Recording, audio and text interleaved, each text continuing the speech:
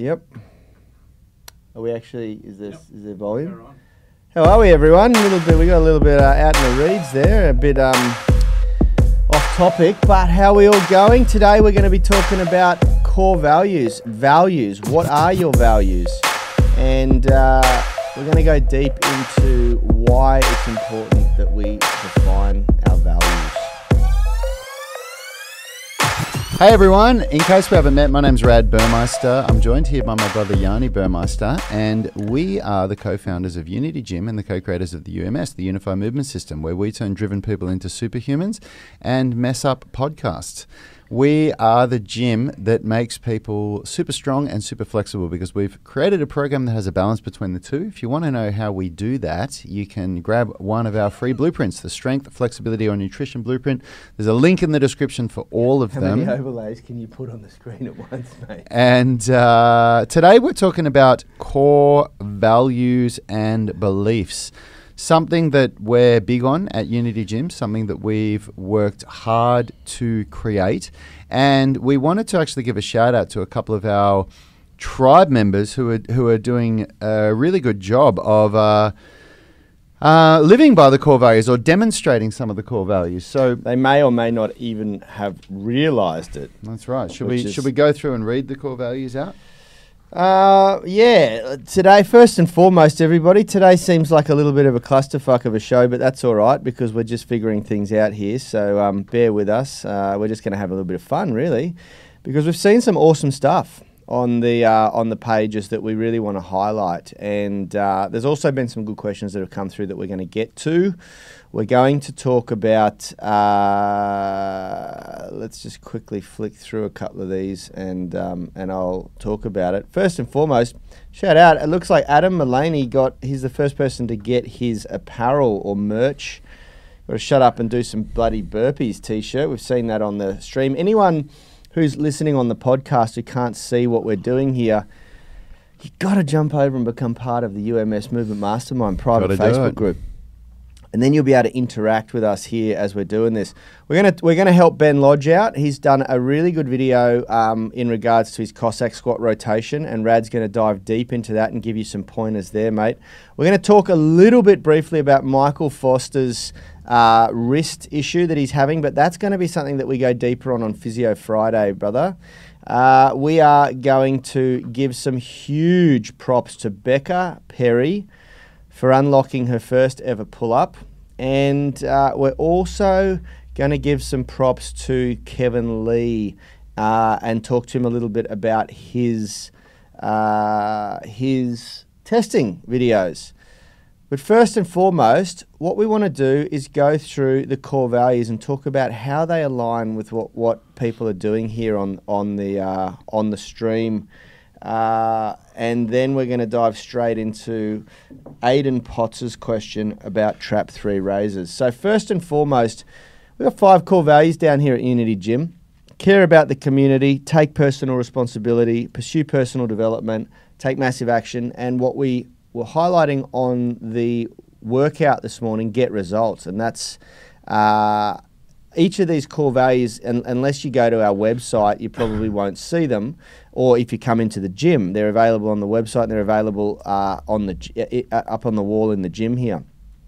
And we're very specific about what each of these mean. So Rad, why don't you, before I steal all of the thunder, go through what they are and what they're not. Yeah, absolutely. I was just doing a little share there. So core values, what they are and what they're not. So core value number 1, care about the community. What it is, be positive, do the right thing and respect others. What it's not, negative mindset, being a dick and being disrespectful. Don't be a dick. Don't be a dick. Core value number 2, take personal responsibility. Show initiative, what it is, show initiative, come with solutions, present your best self. What it's not, waiting to be told, obstacle-focused, half-assed effort. Core value number 3, pursue personal development. What it is, be coachable, invite feedback, be better than yesterday. What it's not, close-minded, defensive ego, comfortable with status quo. Core value number 4, take massive action. What it is, embrace change, be engaged, enjoy the journey. What it's not, avoid challenges, don't give a shit, complaining. Core value number 5, get results. What it is, finish what you start, demonstrate progress, celebrate success. What it's not, lack of follow-through, busy without results, failing to acknowledge achievement. So let's, and that was not exactly what I had planned there. I wanted to discuss each one, but that's all right. Okay. Well, we can do that now. Yeah. It's better to, that's the best way to We've tell the just story. laid it out. No, you go to the end, you tell them what's coming through the whole story, and then you go through the details. So now we can go through the details. So what caring about the community is it's not just something that you say, you've got to practice what you preach. And what that means is to be we don't want a group of people who are constantly negative. We want to be positive. We want to be positive in the mind. We want to do the right thing. We want to respect others. And that's something that we really, really reinforce as a number one priority in our culture here at the gym, and also what we're building within our culture in these online groups. We pull people up very quickly if they have fixated on negative mindset. Anyone who's being a dick gets turfed out of the group straight away, and anyone who's being disrespectful gets kicked out straight away. And that's pretty obvious, But how can you care about the community on a deeper level? The most obvious thing is to give before you take, in these groups. Don't always just tune in here to see what you can take away from the group. Tune in and scroll through the comments and the messages and the posts and see if there's anything of value that you can add first, And I think that's really important. A lot of people only ever use these groups if they're looking for an answer to solve one of their issues or problems. And the reason why we've chosen Blakely, Tom Wood, and Biwa Kwan as our moderators in the group is because we noticed over the first 6 months of having these groups live that those guys give far more than they take. And it's obvious when they give. They're really out there. And, there's an example here of someone who's had an issue with Aidan Potts has had a trap 3 raise comment, which is a very difficult exercise to get your head around. And you've got immediately here, you've got Blakely tuning in, giving some feedback, which is great. And you've also got Biwa, if you scroll down a bit, not just commenting, but posting a video to help support, and these guys aren't just knowledgeable, they just are giving all the time. And that's a very good example of what caring about the community is all about and what that core value means to us. You have anything to add there, Rad? Yeah, I mean, look, we've got even, when I look at Becca Perry's video in the UMS online coaching, you've immediately got Alex Seabrook and Lockie Husler and Blakely all jumping in and giving a little bit of praise and giving some props, and that's absolutely what it's about. And it's a rare thing, I think, in a lot of because we're in a lot of mastermind groups, you and I, and a lot of them are just filled with people taking. Some of them are absolutely filled with people giving, but there's like different cultures in different groups, and it's funny. This group is really growing now, and I still haven't yet had to. I don't think I've ever had to ban anyone, and I don't think I've ever even had to delete anyone's comments. I've had to pull one or two people in line once or twice. We actually lost someone when I pulled them in line once. I'm not going to mention who, but. It was somebody in the earlier on days, and they made a comment and they made a statement that they thought I was going to agree with, and I quite politely disagreed and said, well, I don't actually agree with that. This is why I don't agree with it. And they left the group. Yeah, that's right. Straight after, which was pretty funny, I thought. But look, it's pretty obvious. Care about the community. Do things that show that you care. It's the old do unto others as you'd have someone do unto you thing. Yeah, absolutely. Take personal responsibility is next, and this is really, really important, guys.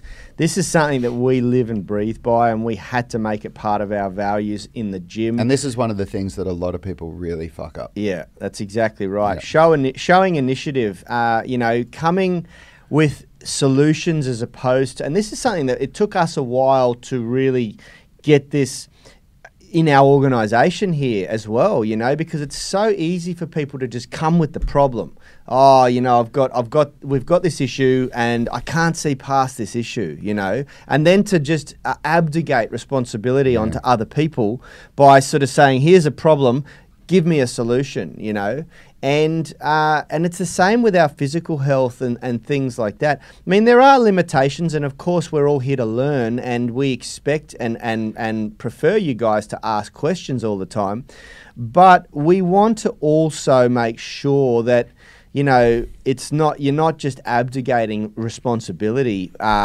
because it's like nothing happens until you take. And this is why we started with the Extreme Ownership book this year.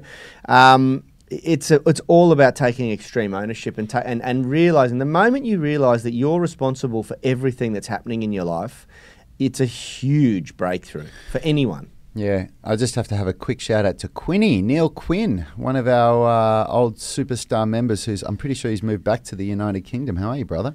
Yeah, absolutely. This is one of the things that so many people get wrong, and I'm going to give you an example of how, honestly, I'd say at least 90%, maybe even 95% or 98% of the people in this group are getting this wrong, is that they're asking a question before doing the minimum amount of research. People say to us all the time, oh, it would be so good if you guys did a video on the middle splits. Yeah. Go to our YouTube channel, type in middle splits, and you'll see about 15 of them. Yeah, that's right. But they come here straight away saying, hey, can you give me the answer to my problem? Yeah. And that is not taking personal responsibility. One of the first things that you need to do is understand that the resources are out there, and if you're in our ecosystem, man, our YouTube channel has so many amazing videos, and we have gone to great lengths to produce some really amazing content. So that should be your first point of call. And the reason why that is because you shouldn't waste someone else's time giving you an answer that you can find yourself. That's a really bad use of time management for everyone involved. It also creates this mindset that isn't success oriented. It creates a mindset of just being busy oriented, Oh, can you give me this? Oh, you can't. Okay, well, no problem. Well, can you give me? No, okay. Yeah. The success oriented mindset looks for the answer themselves, and when they can't find what they're looking for, then they go to the next step. Yeah. Or if they need to adapt or ask questions about what's going on in for themselves. Yeah, then you can ask much better questions rather than hey, I'd love to see a video on the middle splits. The question might be, hey, I watched 2 or 3 of your videos on the middle splits. It's amazing, but I want to know how can that help me relate to this, this, and this. Well, now we can start to help you. Yeah. Rather than how do I put this into my routine if this is whatever my goal, whatever it is. Because more often than not, my answer would be when somebody asks a question is, well, the answer's on YouTube. Just go and watch that video. You'll get a far better answer than I'm going to give you from typing on the computer when I'm trying to rush through all this other work that I've got. Yeah. Because I've put hours and hours and hours into creating that answer for you in a beautiful video that's been, Yeah. So, yeah, absolutely. And that's really I think that sums up what it means to give a half-assed effort when you're trying to do something, Yep. Quickly, Clay has said, indeed, that's pretty much why I have no questions at the moment. And don't get me wrong, guys, we want you to ask questions. That's what fuels the fire here, but we want you to ask educated questions. Yeah. We want you, because we only have a limited amount of resources and time every day, and we want to make sure that when we sit down to give an answer, it's an answer that someone's actually going to reap something from, like benefit from, not just, oh, go and watch this video or go and do this or go and do that, Yeah. Yeah, for sure. And it even, you know, I think the other thing to talk about with take personal responsibility that a lot of people really, really struggle with is what it's not, which is being obstacle focused. Yep. There's a lot of people out there that are obstacle focused. They'll tell you all of the reasons as to why they can't do something, but they'll never show that initiative and take personal responsibility to find out how they can do it. And you've been saying this in the morning workouts a couple of times. You say this saying that I say where you say excuses or results. It's funny. It's actually reasons or results is the saying. And I got it from I think David Goggin or someone from one of these motivational talks that thousands of motivational talks I've listened to. But the idea is reasons or results. You can only have one. And if you think about the power of that statement, you can either have the results or you can have the reasons why you don't have the results. Yeah. You make the choice. Make the choice. Which one do you want? I don't want reasons. I want results. I actually got the other version of that from Arnold Schwarzenegger. Arnold Schweinbrauger, the comedian. Steve Cavanagh is saying almost the default position in society, the government needs to, or they should, rather than we need to address any issues. And that is absolutely the power in that statement. Oh, well, what have I just done? Oh, Yanni, come on, mate. My computer is doing some funny stuff, mate. I didn't press anything then.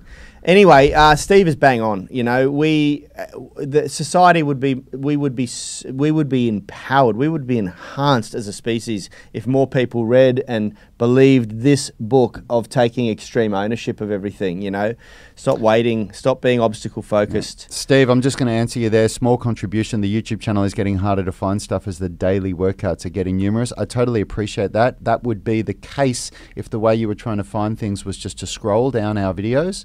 But YouTube uses the same search algorithm that Google has, which is the most powerful. Well, I'm not going to make that claim, but as far as I know, it's one of the most powerful search algorithms in the world. So if you go to the Unity Gym channel and then there's a search bar, it's not the YouTube search bar, it's the Unity Gym search bar. Every channel has it. Every channel has their own search bar, and then you search for whatever you want. It'll bring up only things with that. And we've got keywords on our videos. We've got all these things, so it'll come up. So if you want middle splits, type in middle splits, you'll get middle splits videos, and that's it. If you want abs or core exercises, Whatever before we started producing macro content, for the first 2 years, we produced exercise demonstrations of all of the exercises that we use in our program. So if you go through there and you want to know how to do a trap 3 raise, if you search trap 3 raise, you'll get a video. You'll get 4 videos of every type of trap 3 raise that come up. There's over 400 exercise demonstrations on the channel. Yeah, geez, you know, that's going back or some time maybe now, maybe it's over 300. But there's a lot of, and so there's a lot there. Yeah, and you'll see what we look like when we're much younger, because we were doing that like 4 years ago. Yeah, that was back in our day. So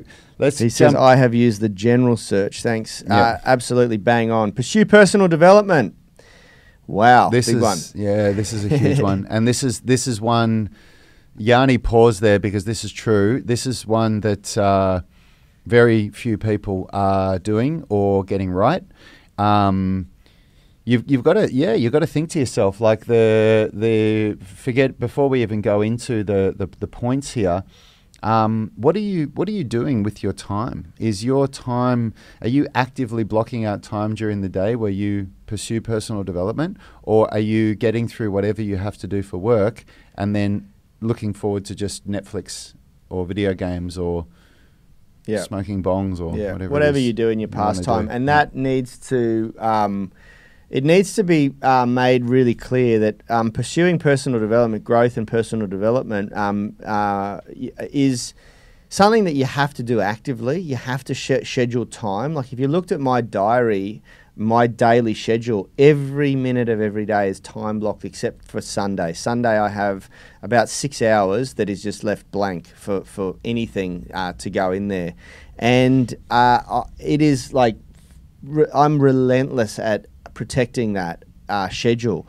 And included in there is the time I have allocated to study. Included in there is the time I have allocated to read my personal development or finance or business books. Everything is in there. Family time is in there. I even have allocated half hour or 45 minutes of Netflix time, where I can choose to sit down with Kalisha after the boys are in bed. At the moment, I'm binge watching Robotech with my son, my 5-year-old. I finally got a kid old enough to take in the full, embrace the incredibleness of what is Robotech, mine and Rad's favourite cartoon, anime cartoon when we were kids. And yeah, so we're watching like 25 minutes a night of that together, as you know, and it's hilarious. He loves it. So yeah, pursue personal development starts with being coachable. You know, remember not when coming Roy with died? Man, I was not crying. coming with a glass half full. Get off it. You know, coming with a glass half full, being embracing Shoshin, the beginner mindset. You know, invite feedback always, and that's part of this process of posting videos and asking people for help and asking for feedback and criticism on your movement journey, and then just enjoying that journey. You know, What's actually what's really amazing about core value number 3 is that once you actually really embrace it, you realize that one of the greatest gifts that we have in life is that we are the architects of our lives. Life doesn't happen to us, life happens for us. So, and it's something that some people are really, really messing this up. The way that some people are just like, there's this obstacle everywhere. There's no room for anything. Whenever you talk to them about some of this, they say, where am I going to find the time for that? I've got this and this and that and that and so on and so forth. But when you actually get started on this and you look back at even some of the most minor results, like some of the people that are posting videos in these groups, of the progress that they're getting, like that is an example of it where you can see the results in your body and you're like, oh my God, I can actually change my body. Well, the same thing can happen in so many other areas of your life. It's amazing. yeah, absolutely. I'm just reading some of the comments that are coming up here. Yeah, that's right, Steve. I don't think it is available on mobile. I think it is a desktop feature.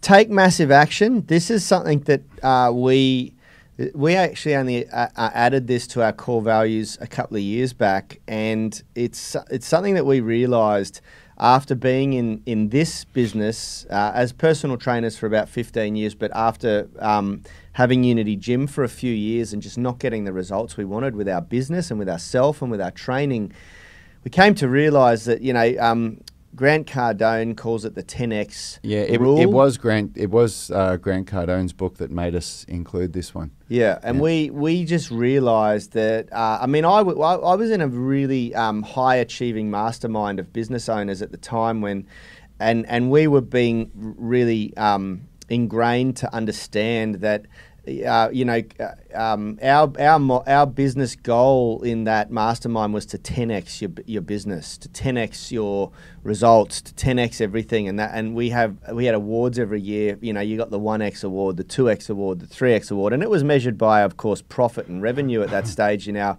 businesses. But I just realised that, you know, and Rad as well, and Richard, that everything you want to achieve in life usually takes 10 times the amount of effort to get there, you know.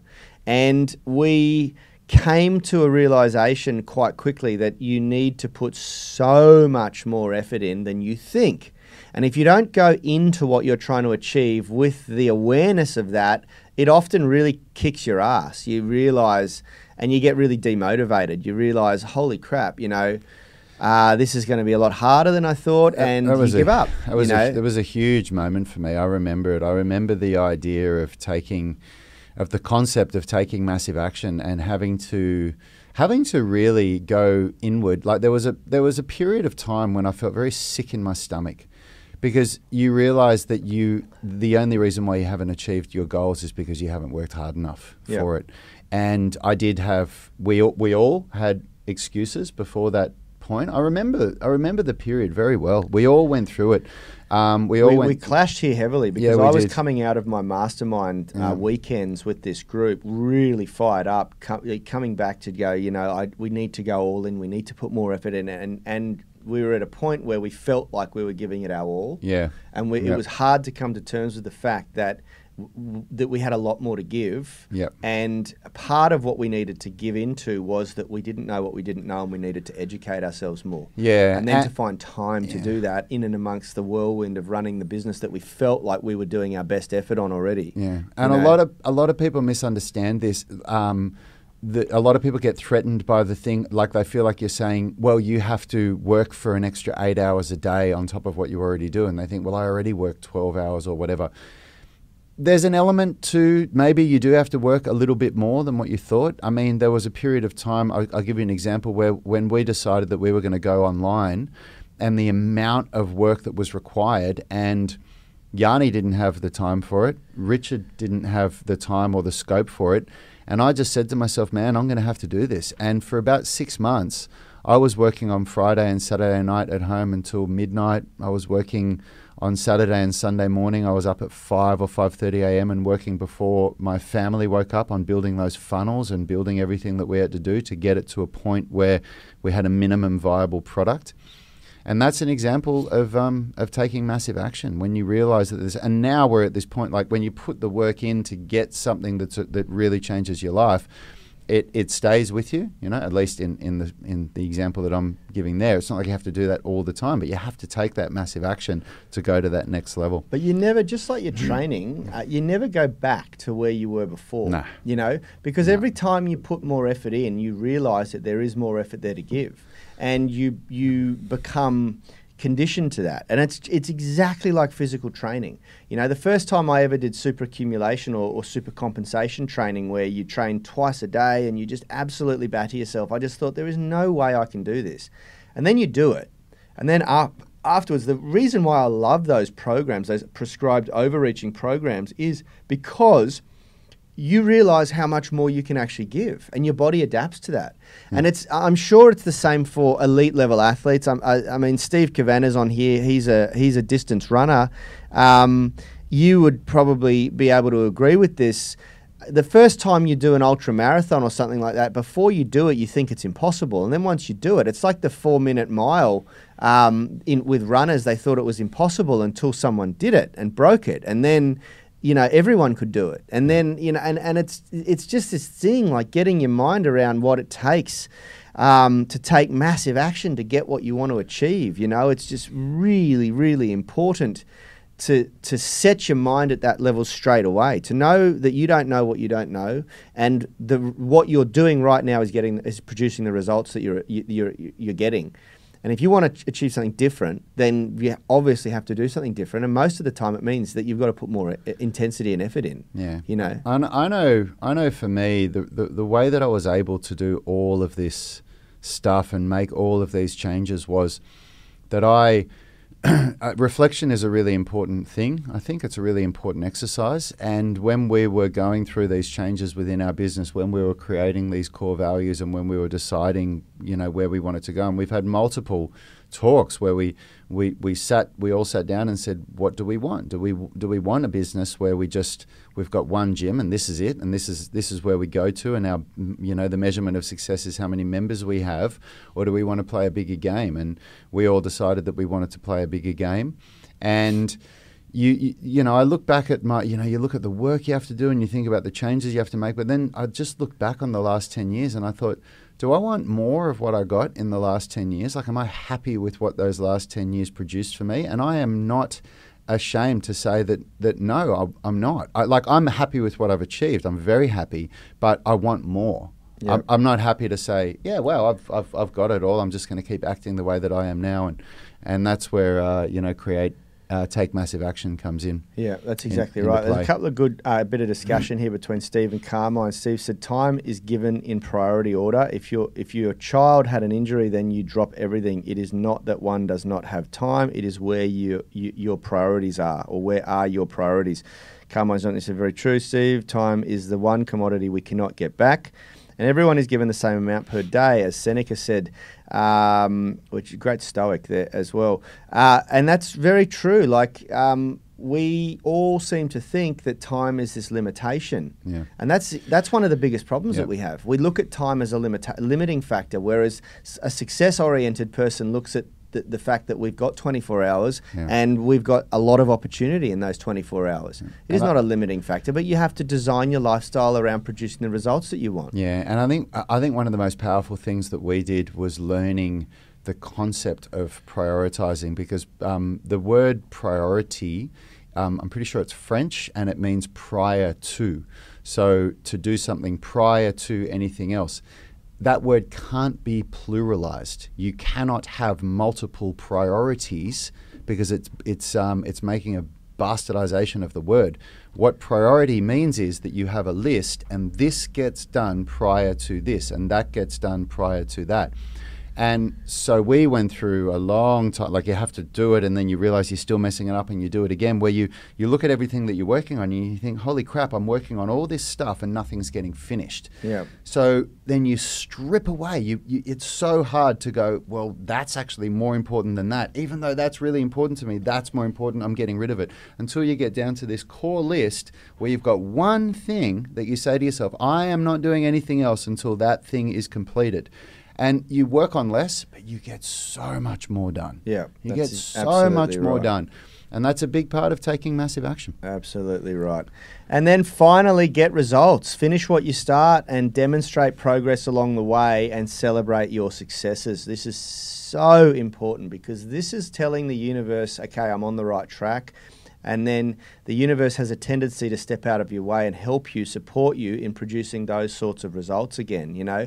And, you know, there's a couple of things that we can do here to demonstrate exactly what we're talking about, which is to jump onto Becca Perry's video.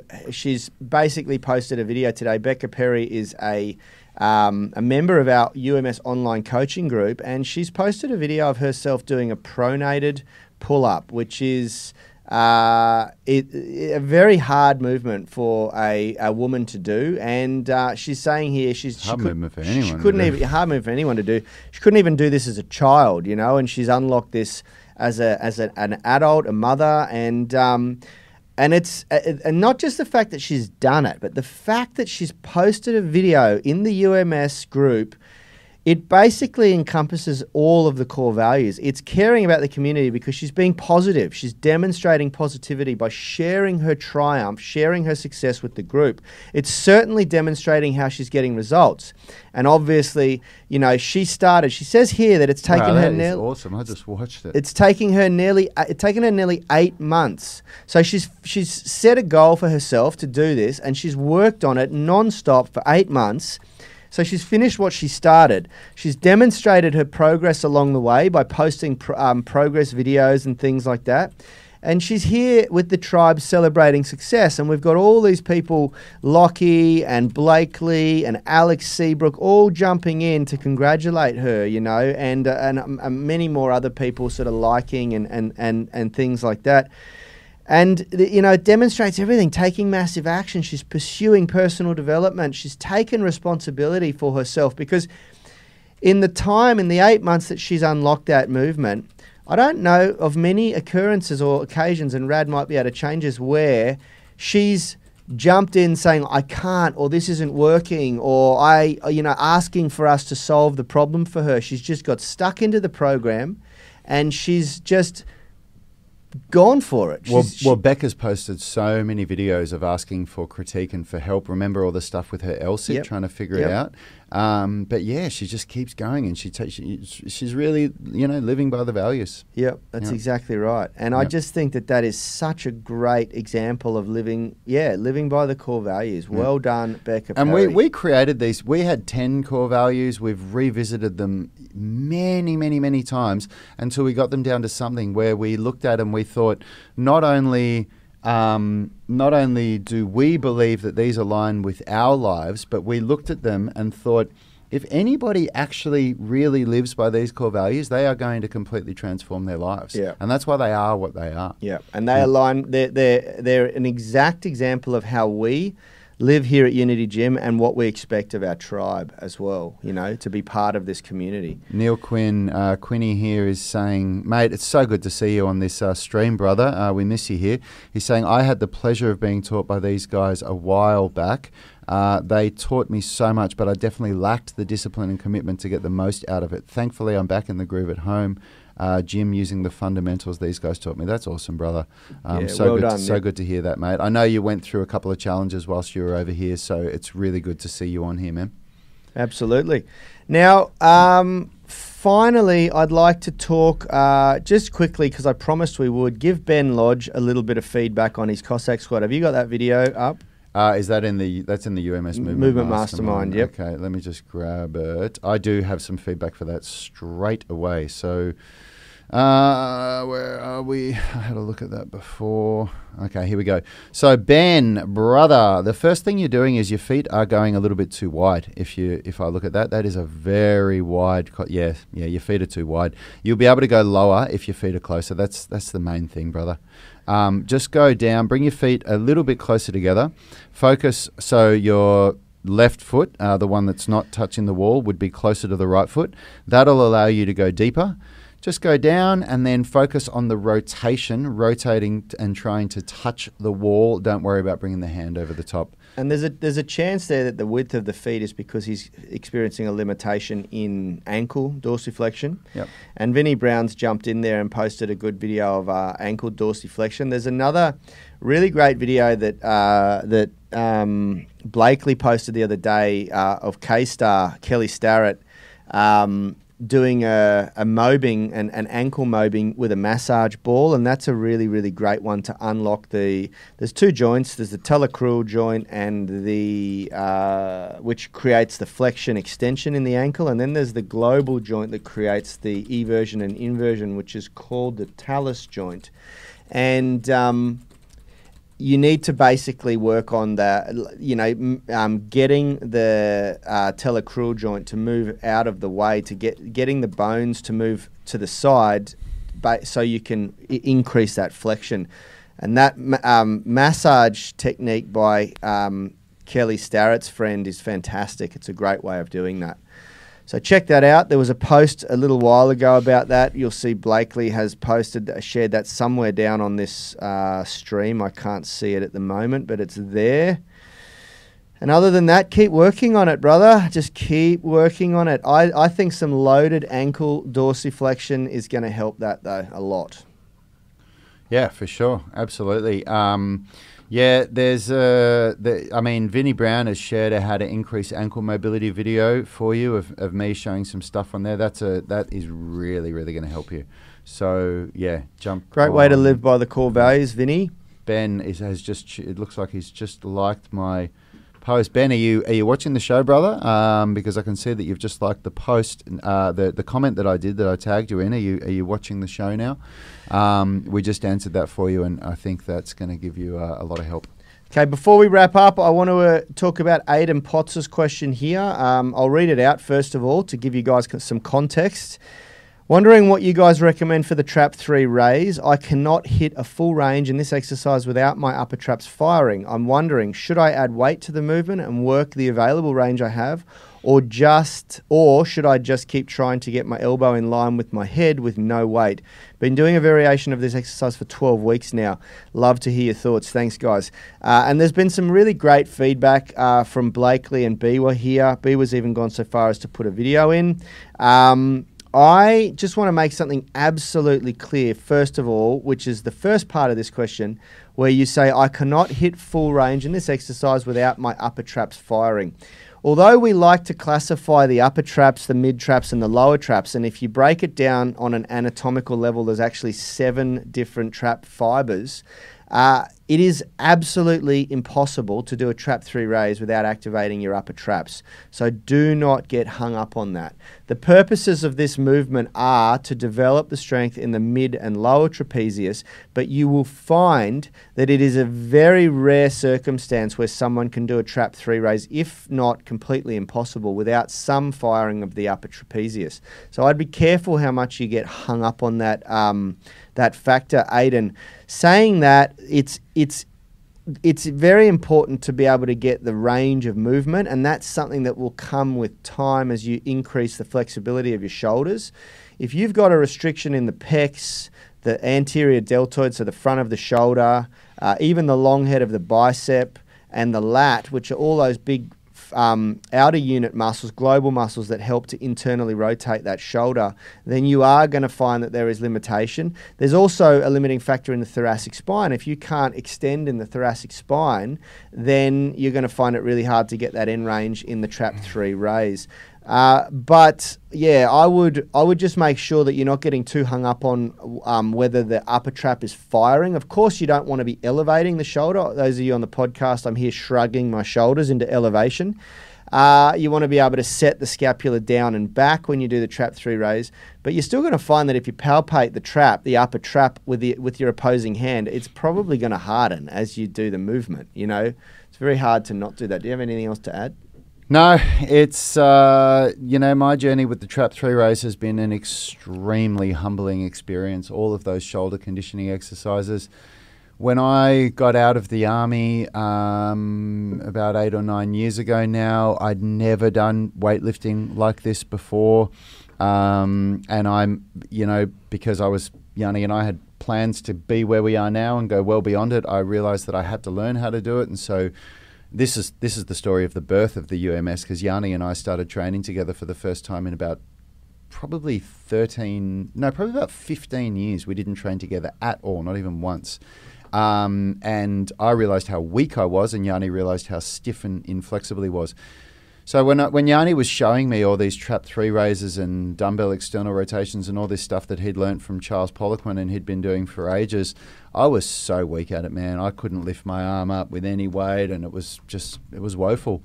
And you just embrace that journey. So you take on everything that Yanni just said there, and you constantly, like, the amount of times that I've gone back to square one, like it's like you start and you think you're getting better and you go and you realize, oh, you know what? I haven't actually been doing this right. I'm going to go back and try it again.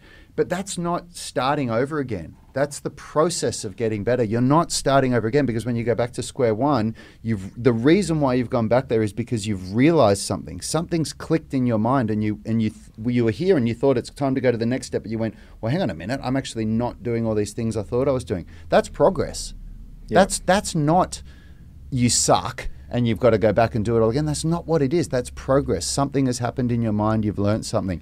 And I've done that so many times. And so these things like trap 3 raises and dumbbell external rotations and Powell raises and whatever, I still do them all the time. Yeah, those movements are like they're such a critical part of shoulder development. And in fact, what I find is that every time I take any power away from the value of those moves, that's when I start getting sore shoulders again and getting injured.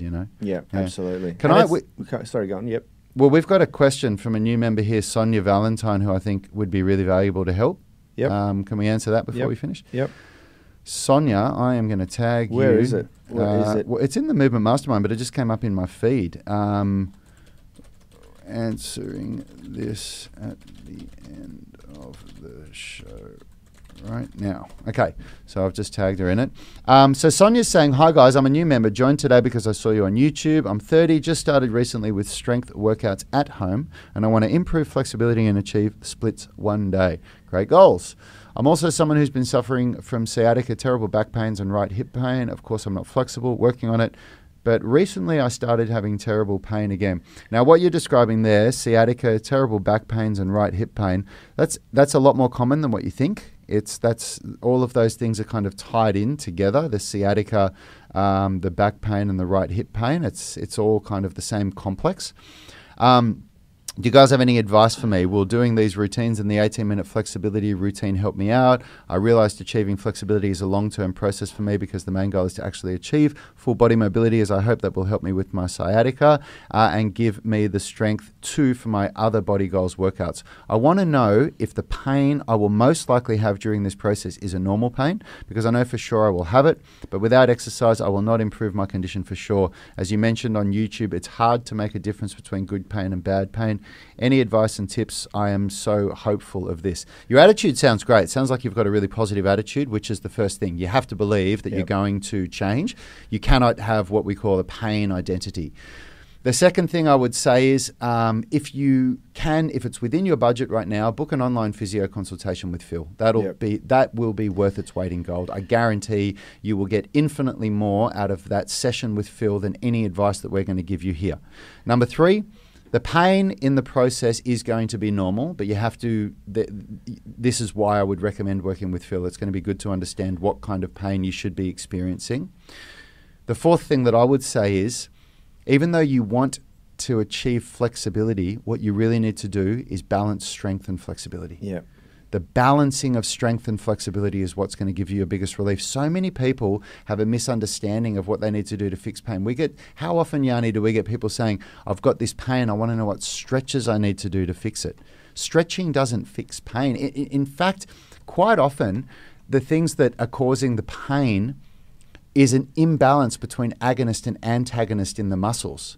So that means in the hip joint, for example, and an imbalance between the quadriceps and the hamstrings. Or that's actually more for the knee joint. But it's an imbalance between the muscles on one side of the joint and the muscles on the other side of the joint. That's more often than not what causes the pain. It's usually not a lack of flexibility. Yeah, it can be a myriad of different factors, but the majority of these issues will resolve themselves with the right stimulus. And that, what Rad's saying is very true. That stimulus usually needs to come from both a combination of strength and flexibility. And, that's, Phil says it all the time, and it's really, really true. Motion is your lotion, Sonia, and you just need to build a habit of daily movement ritual, which is going to be, a combination of that 18-minute stretching routine and also a little bit more of a strength routine as well.